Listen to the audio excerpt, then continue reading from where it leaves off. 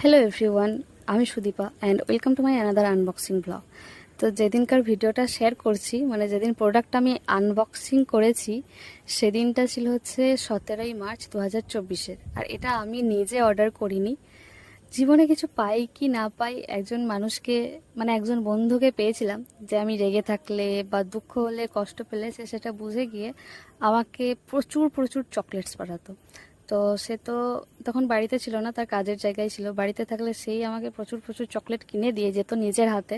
But যেহেতু সে বাইরে কাজের সূত্রে থাকে, তো সেখান থেকেও সে অনলাইনে অর্ডার করে দিত। তো এই জিনিসটা ফ্লিপকার্ট থেকে এসেছিল, আমি তো বুঝতেই পারিনি যে কি এসেছে বা কেনই বা এসেছে। তো তারপরে দেখলাম যে চকলেট এসেছে। আমি তো প্রথমে বুঝতে পারছিলাম না এত ছোট বক্সে কি এসেছে, তারপরে দেখছি চকলেট। তো চকলেটগুলো দেখছি পুচকি পুচকি। তো আমার শরীর খারাপ ছিল, মন খারাপ ছিল, যার জন্য সে অত দূর থেকেও পাঠিয়েছিল। তো যাই হোক, আমি একটা কথাই বলবো যে থ্যাংক ইউ রে, তোর মতো বন্ধু পাওয়া ভীষণ ভাগ্যের ব্যাপার, বিশাল ভাগ্যের ব্যাপার। তো যাই হোক, ভালো থাকি।